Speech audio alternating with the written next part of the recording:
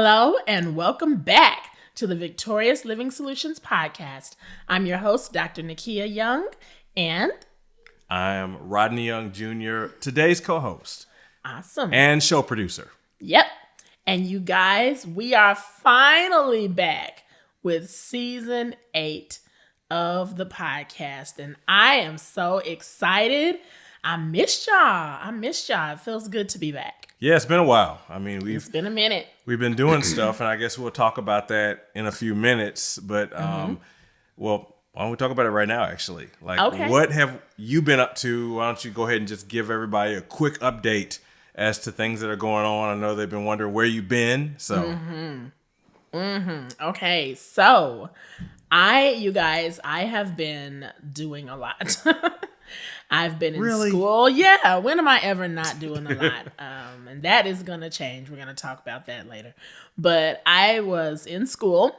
I started a graduate certificate program at Cornell University. And I started around January 15th. And I just wrapped that up the first week in April. So that took up a lot of time. That was a really intense course. I got a certificate in women's entrepreneurship. And I know some of you guys may be like, now wait a minute, Dr. Nikeya. You just became Dr. Nikeya last summer. So you telling me you done went back to school to do something else? Yes, ma'am. And I'm probably going to do it again because I am a firm believer in personal and professional development. So I'm always finding ways to upskill myself. So now, why did you pick that one? Tell them about why that one was the one that you picked.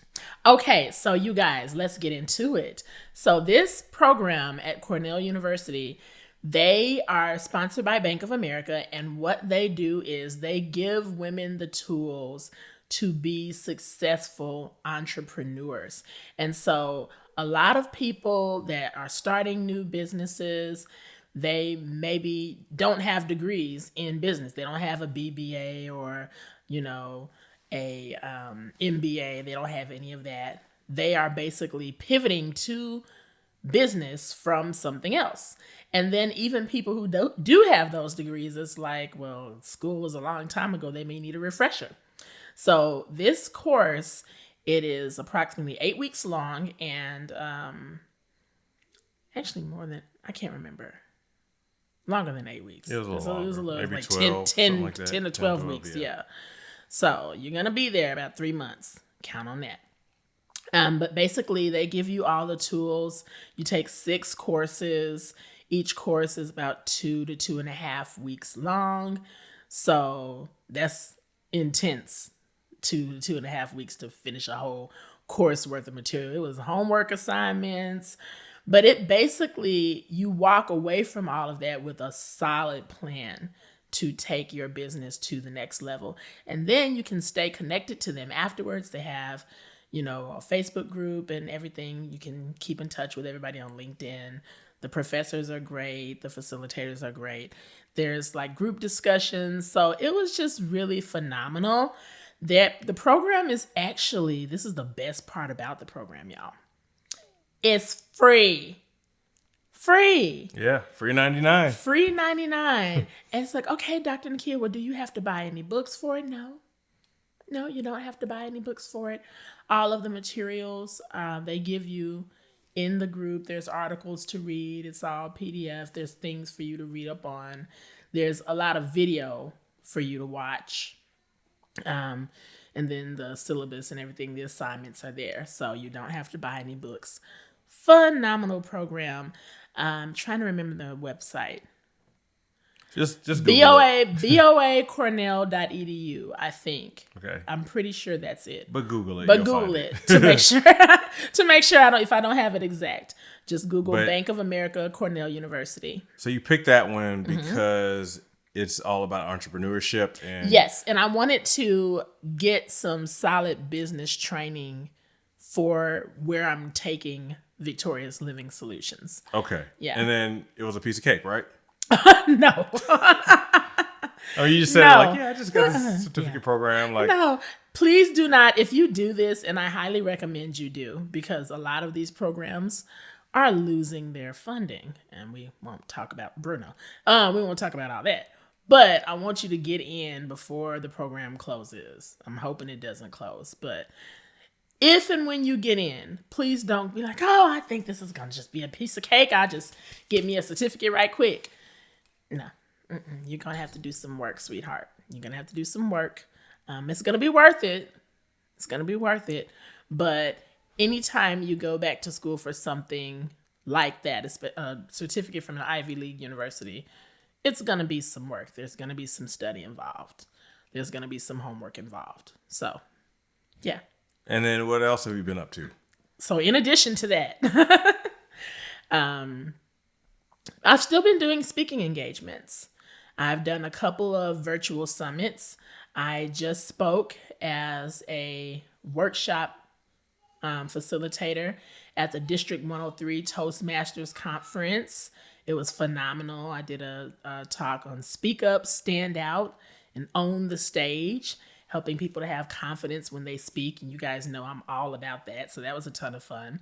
I did, back in March, the homeschool conference. So I have an amazing homeschool co-op that we're in with our beautiful children. And we had our first conference, the chess co-op conference. It was mid-March. No, toward the end of March. And I taught a workshop there. So that was all encompassing. I would say school and preparing for that conference took up the bulk of my mental headspace and my time. And then didn't you accidentally end up on a commercial? Yes. I accidentally ended up on a commercial. How do you accidentally end up in a commercial? I'll tell you. Some of you guys may have seen me if you are in She's an actress, by the way. Yes, I am. And she's a signed agency actress. So if she's in a commercial, it normally happens that way, right? Yes. So this was literally an accident. But we were doing a lot of planning for this conference. And so it just started off as, we've been planning for months since last year, of course. It takes a while to put on a conference of that magnitude. Shout out to our co-op fearless leader, Latasha Fields, who's amazing. You guys have seen her on the podcast before.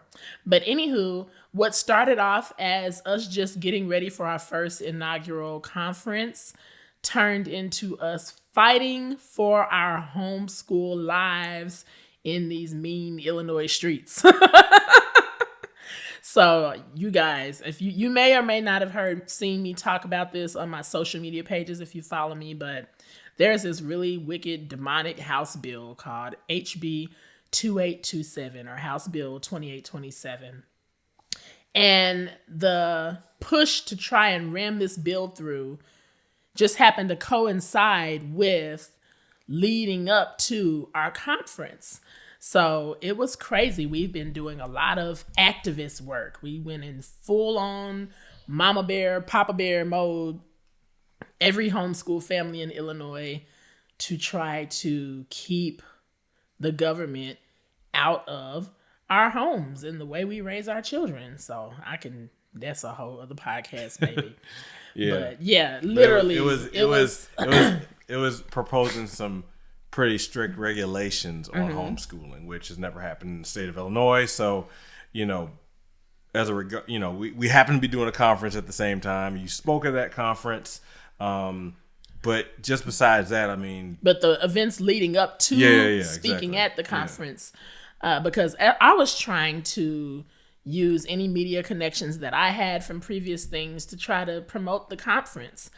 And, they were doing things on their end. All of us, we were just kind of trying to figure out how can we promote the conference. And we were not having much luck at all. The media was not just all gung-ho they weren't about interested. trying they just to weren't interested. propose. Until.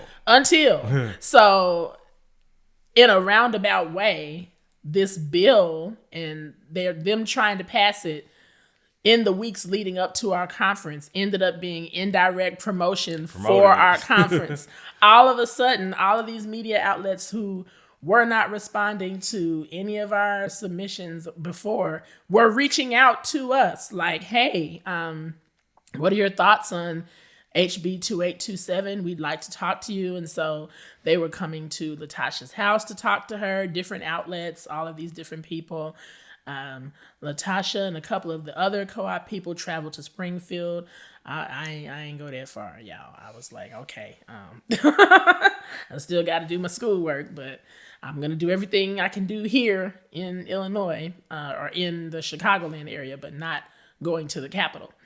But it was a lot going on. And so one of the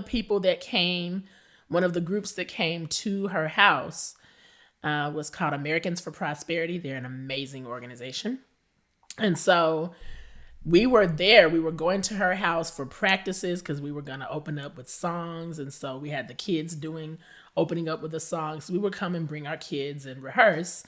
And during one of those rehearsals, Americans for Prosperity came to interview us and talk to us about our thoughts on HB 2827 and, just talking to us about our homeschool journeys. They did multiple interviews with myself and several other people in my co-op. And then, weeks went by. We didn't really hear anything back. I was like, okay, I thought it was going to be published on their page like a vlog or take like bits and pieces from what we said and make a blog, because they have a fabulous blog where they talk about amazing issues, freedom in Illinois and all that stuff. So I was looking for it there. I would go to their page and refresh like, no, I don't see it. I know we did an interview with them. I don't see it.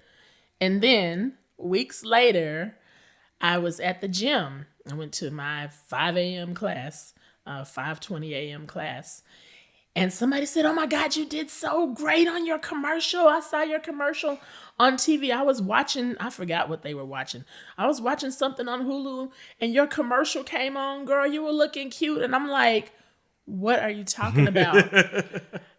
I'm so confused. Like, I wasn't in a commercial. Maybe it wasn't me.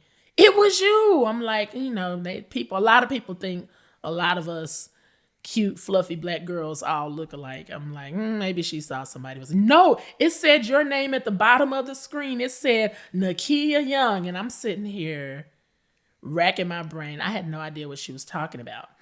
And I went home, looked for it everywhere, couldn't find it. And eventually ended up finding it. Essentially, they took someone else came though. Somebody else came. Yeah. So when I went to the Toastmasters conference and I spoke at the Toastmasters conference and we're sitting at dinner and the lady I was sitting next to, she goes, girl, I saw your commercial. I'm like, okay, why have all these people seen this commercial but me? I don't watch TV. Our kids take over the TV. We let them have it too. We're not really big TV people in this house. I was just thinking, where's the check? And right, and like, that part. Did your agent say anything? Yeah, we don't do commercials for free in this house. We are in SAG-AFTRA. So I was like, I don't know what's going on there. But she happened to get her cell phone and record it. And I was like, oh, so she showed it to me. It was my interview with Americans for Prosperity. It was a snippet. Yeah. Because she couldn't get the whole thing. Of course, it was just like, oh, Nikeya's on TV. So she got a little bit of it. So from there, I was able to go to their Facebook page and scroll back through their March posts, because that was when we met with them, and find my interview. The reason I had gone on their YouTube channel to look for it before, because they were the only people that I could remember talking to about homeschooling. But I knew I didn't film a commercial. So it ended up being a TV commercial. It ended up being a PSA, and it's being run throughout the state of Illinois, but it was unlisted. That's why I couldn't find it on their YouTube channel. But I got it off their Facebook page, and I posted it up. Like, okay, I finally found my commercial. The link is in our show notes today. So so you guys can view it. Just take a look at it. So you did that.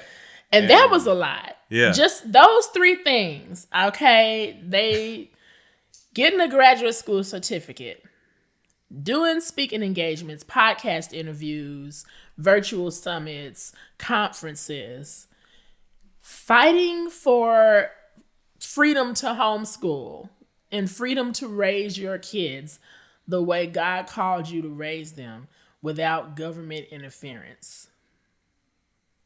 Yeah, that's pretty much what we've been up to from January to now. One of the reasons you haven't seen us. That's why you haven't seen us. That's why, I've missed you guys tremendously. You're also actually homeschooling, right? I'm actually homeschooling. Y'all, it's been a lot. We are coming to the end, praise Jesus, of the school year now. And I'm going to woosah. And it's a good time to come back. It's May. It's Mental Health Awareness Month. Yeah. And you got to get ready for next school year. I got to get ready for next school year. Because you got 2 more students. But this was the time. So you guys are like, where has she been? I had to just go through everything and wait for things to mellow out enough to where I could give the necessary headspace to this podcast and not... I feel like I could have done it sooner, but it would not have been my best work.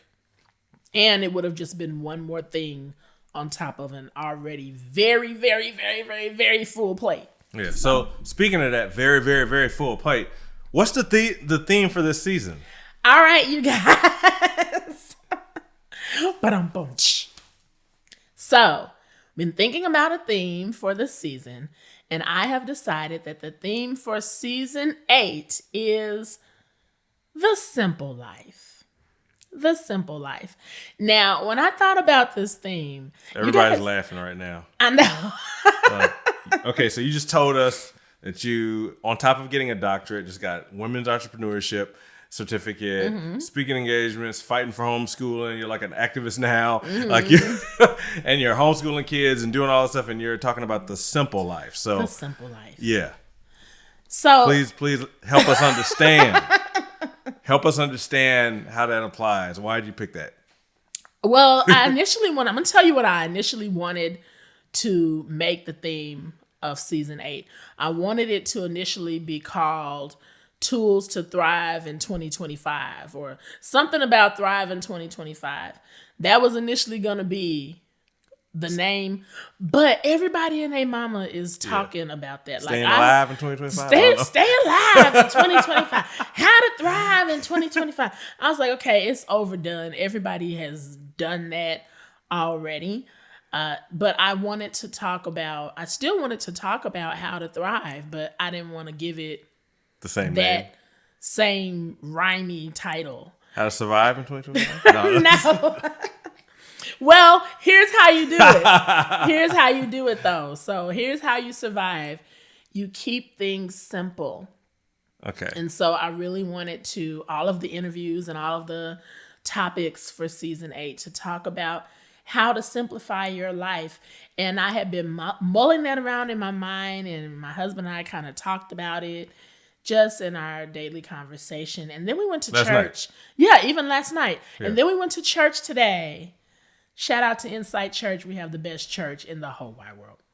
Pastor Ward is amazing. Pastor James and Sharon Ward. And what did Pastor say today? He said, I want to word it exactly. I don't want to misquote him. But, I should have brought my sermon notes book down. But he basically said, the more choices you have, the higher your chance, or basically it leads to depression. Yeah. I think it was that the root of most depression is basically having too many choices. And usually that's what we consider a good thing, right? Like, we have more choices, there's more freedom to do stuff. But, it actually leads to more depression. And that, it was just like, whoa. Yeah, that hit me. Whoa. And let's unpack that a bit. And boy, did we. It was, and the more you think about it, that's exactly what happened. What happens? Having a plethora of choices. Okay, ladies, this is going to be a humorous example, but this is going to help you understand it. Roughly every 2 to 3 weeks or so, I pop into the nail shop to get my nails done. Okay. And this is nice fuchsia color and an accent nail. Babe, you've never done this because you're a man. Praise God. I never will. So going into the nail shop, there's a ring, a silver ring, and there's these big plates with all the samples of the nail colors on there. And I kid you not, there's at least 50. It's like a mannequin of like nails. Yeah. And so there's a different color and each one is assigned a number. And so imagine a plate of like 25 colors on one side, 25 colors on another side on this key ring. And then they give you, and there's like at least 8 of those plates that each have 50 colors on them. Sorry, making my head hurt. Thank you. So they give you this key ring and then they like, you pick a color? Ma'am, no, you just handed me like 500 colors. I'm going to need to sit with this a minute. And they don't give you a lot of time to decide. Now, it's going to be another 2.5 to 3 weeks before I get my nails done again. So it's like you got that time to think about what color you want next time. And it never fails. When I go in there and I see that big ring full of colors, it's like, remember the face that Raven used to make in That's So Raven when she have a vision and she'd be like, she's like, free, like, you feel like a deer in headlights. How am I going to make a decision? That's too many choices. That's too many choices. That's stressful. Yeah. Yeah. Something as simple as picking a color becomes stressful because there's entirely too many choices. So you know what ends up happening? I end up picking, I've never had them all. I've been getting my nails done for years. And I've been getting my nails done long enough to have tried most of all the colors on there at least once. Mm-hmm. And I haven't. I gravitate toward the same 10 or 12 choices. Your go-tos. Yeah, because y'all stressing me out. There's too many choices. And as funny as that sounds, our lives can get to be the same way. When we have so much going on, we're in the information age, we have more options than ever before in history. And having all those options can cause a spirit of confusion to come upon you if you are not careful, because you don't know what to do. And when you don't know what to do, a good thing to do is to pray and ask the Holy Spirit to show you what to do. So, Father, which are the colors? Which are the 50 colors? Lord, you know what. Why didn't you just pray? Why didn't you just pray? Child, they be wanting to answer like, hey, you pick a color, because look, you take too long, they're going to skip you and go to the next person. We'll come back to you. Were you depressed? No, I wasn't. I wasn't depressed, but it did. That's anxiety. That's anxiety inducing. Yeah. That's anxiety inducing. But in your life, to bring back the crazy example, in your life, when you have so many choices, a good thing to do is to pray and to ask the Holy Spirit to show you what to do. But a lot of times we don't do that because we have so many options.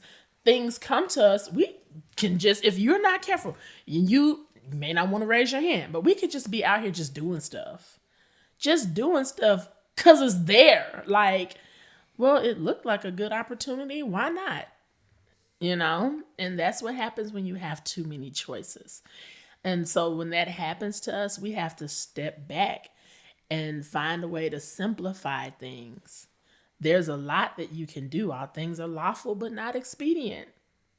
You know, that's the word. So, yeah. So what about, so when you thought about this, is there any particular area of your life that you can think of where you need this? Oh God, yes. As I'm looking at 4 big tubs full of clothes. Oh my God, the clothes, y'all. I have an endless amount of clothes. Do you get depressed when it's time to pick something to wear for church? I don't get depressed, but let me tell you, the same thing happens with the nail color. It's like you open the closet. Well, I don't have to open it. My closet is opens stuck. To you. It's stuck open. It's so many clothes. It comes to you. I cannot close the door. So I look in there and it's just deer in headlights. There's so many choices. It's like, I feel like I keep wearing the same things. It's kind of like, okay, I can do this. I can do this. Okay, I'm just going to wear this and this. So something just came to mind. An example from my life. Now I don't have the problem she has in terms of the amount of clothes. All right, I mean, like I have about like 2% of the amount of clothes you have. But there was this period in my life. I think this was like 2021. It was around the pandemic where I said, you know what? I'm gonna just do what these tech billionaires be doing. I'm just gonna wear the same thing every day. Hey. I was very, very chill during that time. Like that, there was something about that was so freeing that I didn't have to think about what I had to wear. I knew I was going to wear a black V-neck shirt and some jeans. And it was very freeing. I might have to go back to that. Yes, and he just spoke a word, because let me tell y'all something. So right now, you guys can't see it. Because I'm going to be a billionaire, so I need to, you know, my thing is I need to, you know. And that's what billionaires do. They don't have time to be thinking about stuff like that. All right, buy me some black t-shirts when you go out. Okay, will do. I got you. So right now we are in the process of decluttering, which we do a couple of times a year.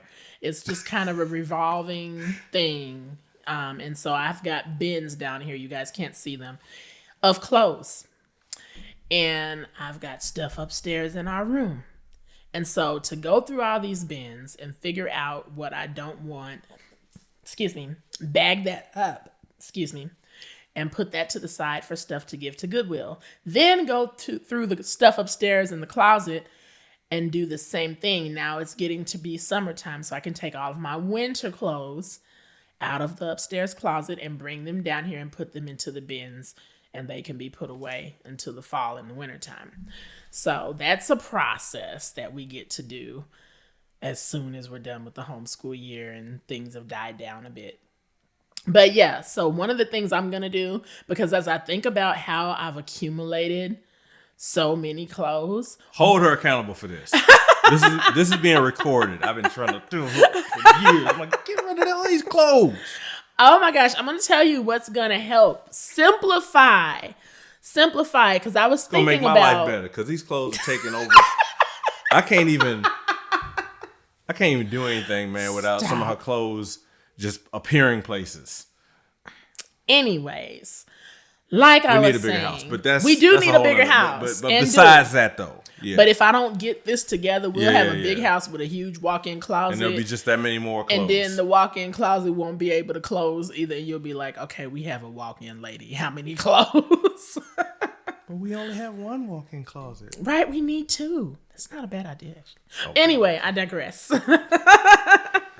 What I was thinking about was like, how did I accumulate all these clothes? One of the factors that has contributed to me having more clothes than I would usually have is this podcast. It's the podcast because, you know, I like to look my best. You don't want to repeat it. Yes, I like to look nice for y'all, right? So that means you had to at least have 81 outfits so far. At least, because this is our 81st episode. Or so, somewhere around there. I mean, we did a part 1 and part 2 for some, but yeah. Yeah. So just think about that. So then I would be like, oh, when I get ready to tape a new season, I pull up the podcast and I look at what I wore because I don't want to repeat an outfit. So then each season I go and I purchase the outfits for that podcast season. Y'all don't care if she repeat an outfit, do y'all? Listen. Comment. Put it in the comments. Now, I did buy a few things for this season. Where's something from season 1? I can't. These people ain't even seen it. They haven't seen it.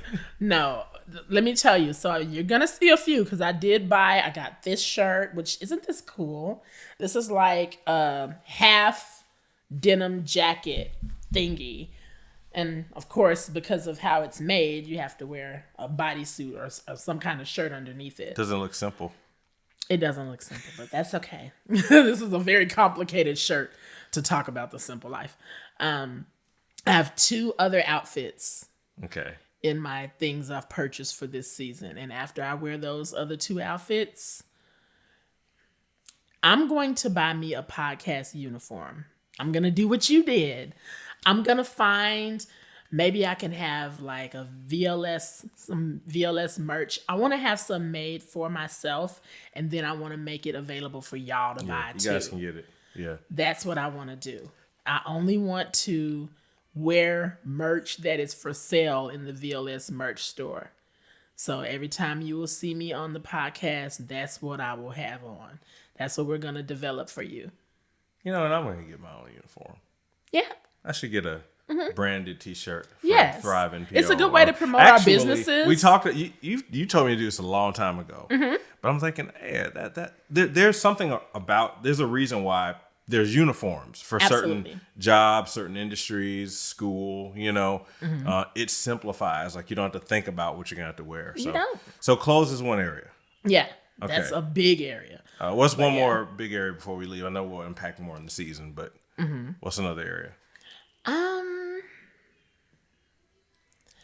Oh, this is a huge one. Ladies, you will feel me on this. Meal planning. Okay. Yeah. That's like... having too many choices of what to eat? There's not enough discussion as to how annoying it is to be the wife, mother, lady of the house and have to figure out what's for dinner every day. That's not talked about enough. That's like... on the stressful life choices is 500 nail colors and like seconds to choose and figuring out what's for dinner every freaking day. Yeah, and trying to make it so that because there's almost nothing we all agree on. Yeah, when you have 3 kids and all 3 of them are picky eaters, well, really 2 of the 3. Nikeya will pretty much eat anything, but them other 2, child, good luck. It's stressful. But she's simple. You only got to give her like a couple things because that's all she'll eat. So yeah, just meal planning, eating the same things or like having a set plan. Like for dinner, there's 5 things. You're going to pick from one of these 5 veggies, this side, this, just simple. But remember we did this. And it worked. During the pandemic. Great. Yeah, it was great. We were on pandemic was like, you all kinds of game changing stuff happened. But I remember what we did because I was doing it with you. We basically set up a weekly meal plan that repeated every week. So we actually did have different things every day, but it was like the same thing every week. So it would be like Monday was like meatloaf and something, and then it was like a stir fry on Wednesday or something. It was the same meals every week. It just didn't repeat from day to day, and that was good because we knew what it was going to be. So I mean, no one had to think about it. It wasn't like, well, what are we having? We know what we're having, and it's Tuesday. So so maybe we won't bring that back. Just going back to it, we did it for a while, and then we got off of it, and then things got chaotic. And while I was wearing the same thing every day, that was a good time. Yeah, kind of chaos happens when you deviate from simplicity. Yeah. So cool. Well, I mean, anything that you want to leave them with in terms of some things to think about, even in their own lives about simplicity, and until next week. Sure. So essentially, the reason this is so important is because right now in our society, things are chaotic. There is so much going on. And as we're getting through this year, we don't want to just get through it. We want to thrive. Start to scale back your options of things to watch on TV, there's so many inputs. Yeah, that's a good one. So scale back your inputs, like everything overloading your brain, and just see how you can simplify your life. It is going to help you because you need that headspace to be the best you that you can be. And so we're going to talk about it more this season. I'm going to have guests on and we're going to talk about business and all the things. But even in business, how can you simplify your business? Because there's so much going on. And if you're not careful, you'll look and you'll see other people that are doing things that are similar to what you're doing. And they're doing all the things. And then you feel like, oh my God, I'm not doing enough. Look, I should be doing this. I should be doing that. I should be doing that. I will say in business, this is huge. Yeah, it is. I did something in my business that it was around simplification that really, really affected our revenue shot it up. But you gotta wait until next episode. I'm gonna just leave it there. But you gotta leave them hanging. All right. So we'll be talking about that. Leave in the comments ways you have simplified your life. Yeah, please. Or a way that you need to simplify your life, but it's a challenge for you. I want to hear about that too. Give us some ideas. Yeah. What do you want to hear about? What areas would you like more, advice in or some tips in when it comes to simplifying your life? Like, leave a comment. Or if you're getting this via email, just reply back to us. Just let us know what you think so we can put that into consideration as we're developing the content. Absolutely. All right, you guys. That is all. Again, I'm Dr. Nikeya Young. And thank you to my handsome co-host. Thank you. For interviewing me and being with us and being the best producer ever and all the things. Thank you. Mr. Rodney Young Jr. We'll see you guys next time. Until then, keep living victoriously. Bye, everybody.